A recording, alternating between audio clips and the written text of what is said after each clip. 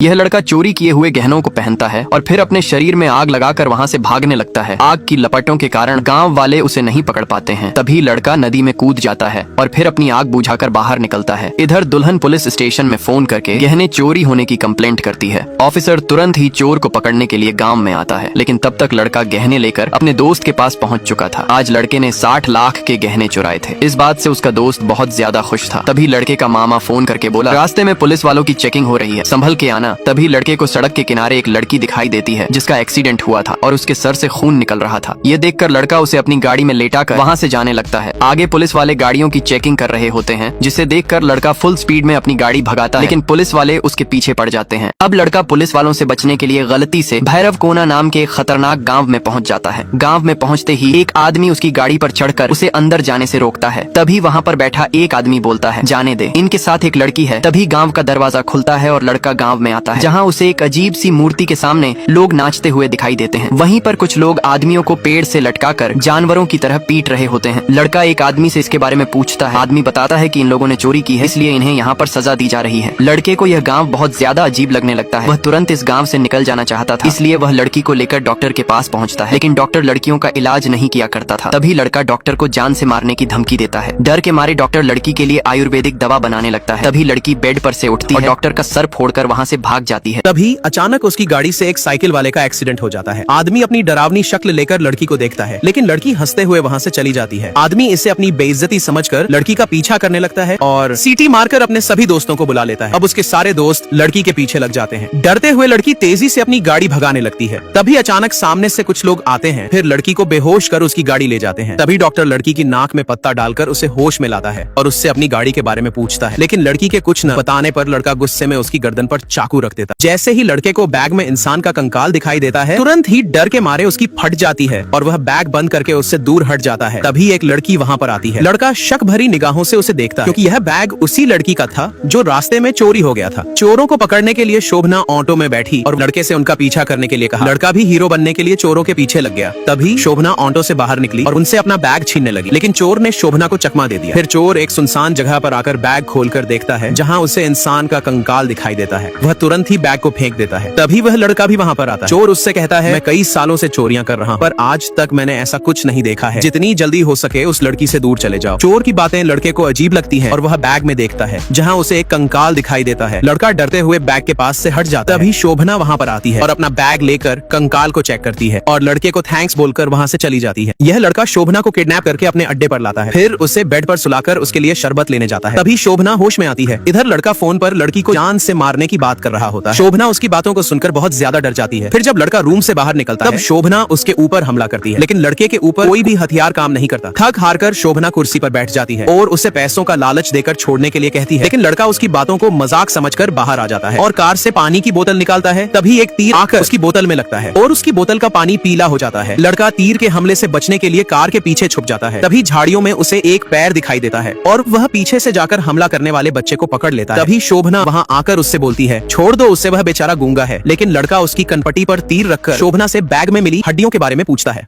यह लड़की मुखिया की कब्र खोदकर उसमें पड़ी 100 साल पुरानी हड्डियां निकालती है, क्योंकि यह लड़की जिस गांव में रहा करती थी, आज उस गांव के जमींदार और उसके बेटे ने गांव वालों की जमीन छीन ली और लड़की के दादाजी को मार पीट कर गांव से भगा दिया। गांव छोड़कर जब यह लोग शहर में आए, तब इन लोगों के पास खाना खरीदने तक के पैसे नहीं थे। पैसे कमाने के लिए इन्होंने कबाड़ इकट्ठा किया, गाड़ियां साफ की और गाँव के बच्चों को मजदूरी करने के लिए भेजा। तब कहीं जाकर इनकी थाली में 2 वक्त की रोटी आती है। अब गाँव वाले जमींदार से बदला लेना चाहते थे, इसलिए मजदूरी से मिले सारे पैसों को इकट्ठा करके वकील को देते हैं और उस जमींदार पर केस करने के लिए कहते हैं। लेकिन वकील उन्हें बताता है कि अगर आप लोगों को अपनी जमीन चाहिए तो यह जमीन आप ही की है, ऐसा सबूत कोर्ट में पेश करना पड़ेगा। लेकिन गांव वालों के पास जमीन से जुड़ा कोई भी सबूत नहीं था, जिस कारण लड़की का दादा रोने लगता है। तभी लड़की को एक आइडिया आता है और वह गांव के 100 साल पुराने मुखिया के हड्डियों को कब्र से निकाल सबूत के रूप में फोरेंसिक में जमा करती है।